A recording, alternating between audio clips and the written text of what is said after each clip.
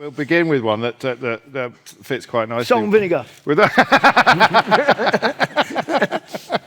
what you were just talking about. This is for Gary. Given the current situation over the pond, do you think there's more controversy going into this year's World Cup in America than there was in Qatar in 2022? And do you think, and this is a particularly pertinent question to ask you of all people, but should sports journalists and broadcasters be more outspoken now? Well, I think a lot of journalists will be, I guess, and have been and are. We live in crazy times, don't we? The world order is shifting quickly. Obviously, we're not quite sure what's going to happen with the World Cup. I've got to be slightly careful. I don't want them to let me in. No, of course. Well, that's the next question. That's the next question. How likely do you think it is you'll be granted an ESTA? Well, but you actually do. I mean, it's only 52% funny, 48% serious. Well, hey, and whatever goes wrong with that.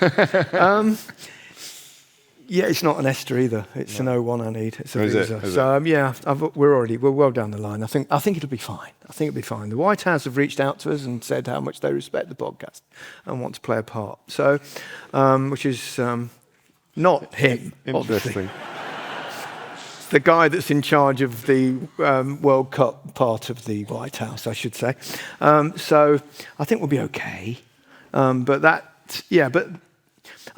I've covered so many World Cups, many, and played in a couple. And it's always the same before them. There's always concerns, there's always worries. Some of them are bigger than others. I remember Russia, obviously, they'd invaded not long before. Crimea, yes. And then 4 years ago there was all these things about the stadiums and the people dying building the stadiums and the LGBTQ rights and all this sort of stuff. So there's always something before a major tournament. I remember in Brazil there were massive demonstrations by all the people of Brazil saying they spent so much money on these stadiums, that it's not right that we should be hosting the World Cup. I mean, South Africa had its issues. Everywhere we've been, and it will be the same in this one, and then and people will speak about it and talk about it, and as will we, I'm sure, and then the football will start.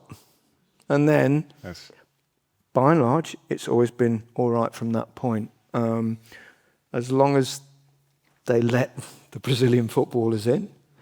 And, I mean, at the moment, they've talked about not allowing people visas from countries. I mean, imagine not letting Brazil. The problem is, anything's possible. But I think. I mean, I have my doubts, and I have my worries, and I have my concerns, but I think it'll be okay. I hope it'll be okay, but I don't know because the world's gone mad. I was just thinking about what you said that a moment ago, and I was just thinking, Gary, it's almost as if centrist dads on Twitter haven't managed to stop the terrible things from happening in the world. We never do. I've always said, though, people say, well, do you think it helps? I went, no, not it really. Doesn't help. I said, but ultimately you have to live with yourself. You have to look yourself in the mirror. And then people also say, well, do you get the hump about other people not speaking out on certain issues? I said, no. I understand how difficult it is. And the only person that you can actually control is yourself. So, I would never criticize anyone for not saying anything or not speaking out. But also admire people that do. Of course, yeah, of course. Yeah. Of course. Well, you've preempted the question after the next question but I'm going to read it anyway because it's just beautifully written. We haven't put names on the questions, but we should have done because this is a masterpiece. Rumour has it that you never received a yellow card during your entire football career.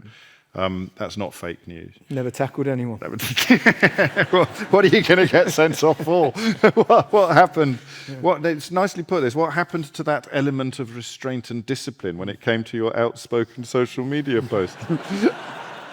What drove you to ruffle the feathers, even at the expense of jeopardising your media career? Who asked that?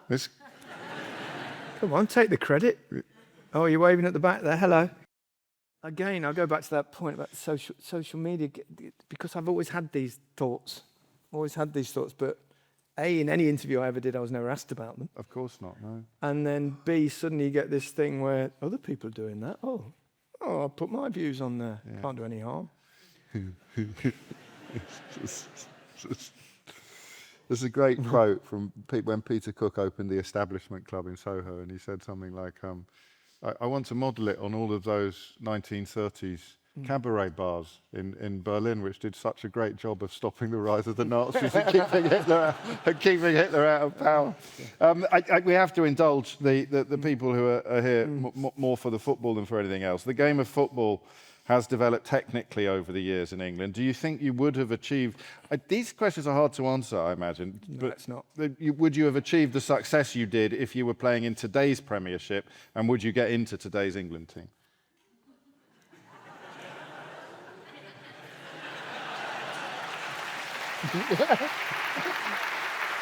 I think so. I think so. So, It's so much easier now. is it? Have you ever seen the pitches we played on? That's true. Mud baths and bobbly, and how do they ever miss now? I mean, you get 1 million penalties a season. Yeah.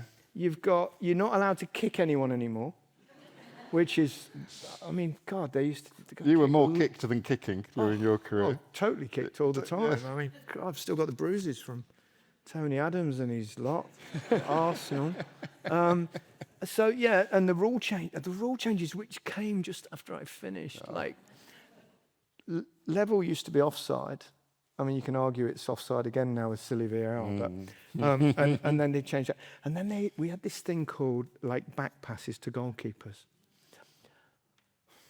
You'd play against like Liverpool, Hansen, Lawrenson, pass, and you'd run there, run there, run there, run there, run there. Pressing, they called it nowadays, like it didn't exist back then. So you'd press, and then they knock it back to the goalkeeper. So you'd run, like now, they'd run to the goalkeeper to have half a chance of getting a goal because the goalkeeper might mess it up. Goalkeeper picks it up. Yeah. The week after I quit playing football, they brought that law in. That would have suited you down to the ground as well, wouldn't it? So, yeah. I love that. I mean, it'd be quite hard because Harry Kane's bloody good, by the way. So, I mean, and also in my day, we played 2 strikers, and now it's only 1 central and then 2 either side. And I don't think I'd have been one of those that played either side, although I probably could have done on the right. But Harry Kane would, it'd be hard to get in ahead of Harry Kane, to be honest. Yeah. What is one belief? I would have. One belief you've changed your mind about in the last 5 years? I think we can extend the period if it helps. And what actually caused you to rethink it? Oh, blimey. That's tough. That is tough. Oh, Brexit was actually really good for me. God, that is a tough... I mean, God, there is little things, you know. Sometimes I bloody burnt the onions and wish I hadn't. Because I cook a lot now. But no, I don't know. Fair enough. I'll probably think of something On the later. way home. Yeah, on the way. This is for both of us. Well, I mean, it's very kind. You are both seen by a large swathe of the UK public to be, in your own ways, deeply moral and decent voices working in the broadcast mode. Well, I am. I thought you'd stopped asking your own questions.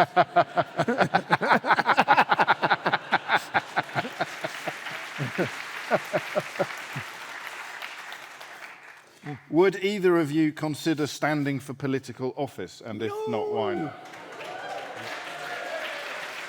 Maybe. Oh, God, no. Never fancied it. No, it's bad enough just talking about politics. Imagine being a politician.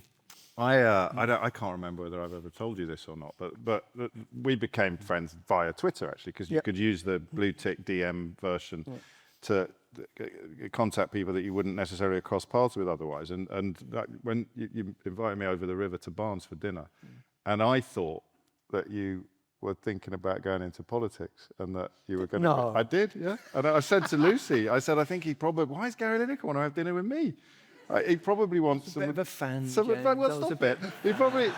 I know Well, you were a fan. I was so starstruck. It was a beautiful Italian restaurant, and I didn't eat a fucking morsel because my stomach was like this. It was absolutely nuts. But I genuinely thought, at that particular period, just on the aftermath of Brexit, that you might have fancied it. That you might, and I know you weren't, but absolutely no prospect whatsoever. No. I'm running for mayor next year. I'm not. I'd vote for you. Well, that's one. I would vote for you. That's one. Another football question. What can be done to try and remove or reduce the level of toxicity in football today? I'm a straight, white, middle-aged man, and even I don't feel comfortable going to football matches anymore. Club season ticket holder for 5 years. I've just given it up, and this was one of the main reasons. Can anything be done to make it a more pleasant and inclusive environment for everyone? I think a lot of it's changed with these kind of, what I don't know, you call them social media little pockets that clubs have, like Arsenal TV, and there's so much venom. I see, you know, you see with Liverpool, and then they have a go at Arnie Slot recently. I thought, crikey, he won the league a few months ago. So there is a lot of that. Because I mean, football I had Simon Woolley on the show the other day. I'm not sure. Do you not?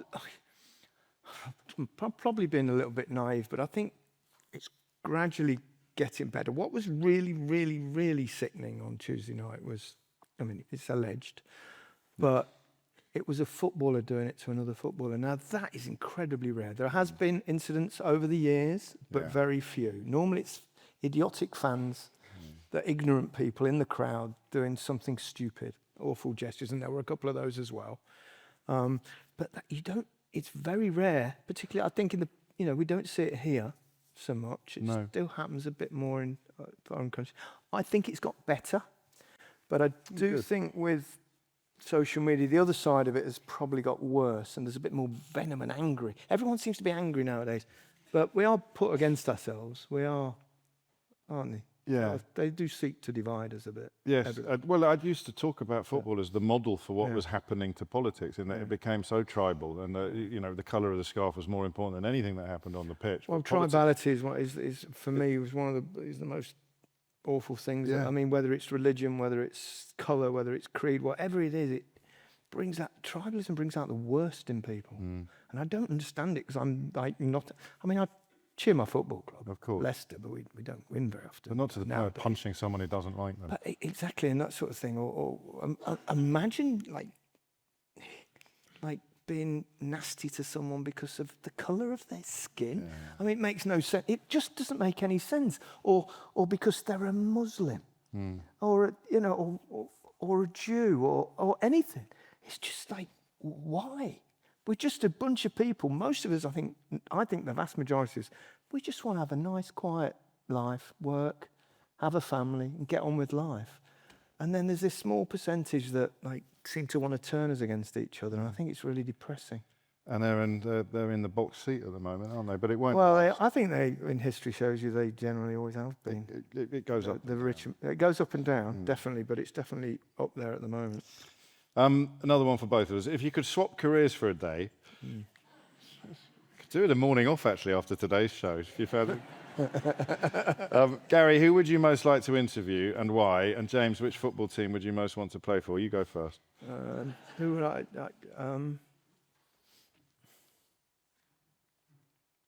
Mark Carney. Ooh, good shout. I thought I'd do a political one because Mark he's also a friend. I know that sounds a bit mad, but when he was at the Bank of England, we had lunch with him, and he took us down to the vault to see the gold bars. Wow! Oh my God, it's incredible. It's like way underground. I didn't even actually really think that was a thing. No. The gold bars. I said, do people really have gold bars? How do you fit them in your pocket? But honestly, went down. There's thousands of these gold bars, I think he's actually got. He's got a pair, hasn't he? Yeah, he's doing something. He knows how to deal with the bullies of this world, I think. Yes. And he's smart and he's nice. Yeah, it's a really, really good shout, actually. Mine's going to be really obvious. I would only really want to turn out for Kidderminster Harriers. Yeah.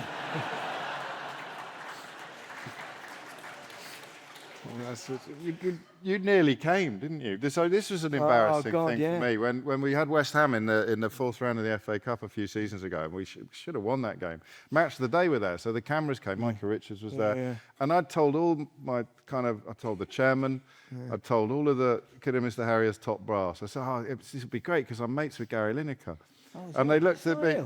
You got what's COVID. It? Gastroenteritis. I was ill. I couldn't. Yeah, well, I hope you were. Yeah, that's what. That's what you told me. You know what they call it? They call it the Kidderminster Harrier.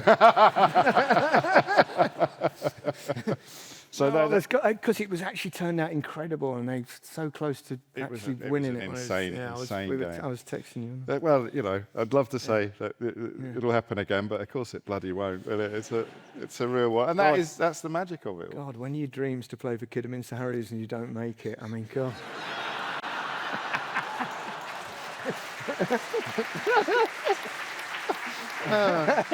A couple of seasons ago, I'd have said it's never too late. Have you seen that we're in a slightly better place these days than we were then. But to be clear, I didn't have this dream when I was 10, mate. No. It wasn't why. Okay. If you had, would have all been different.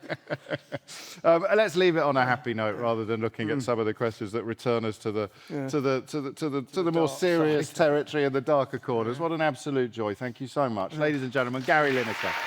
Thank you.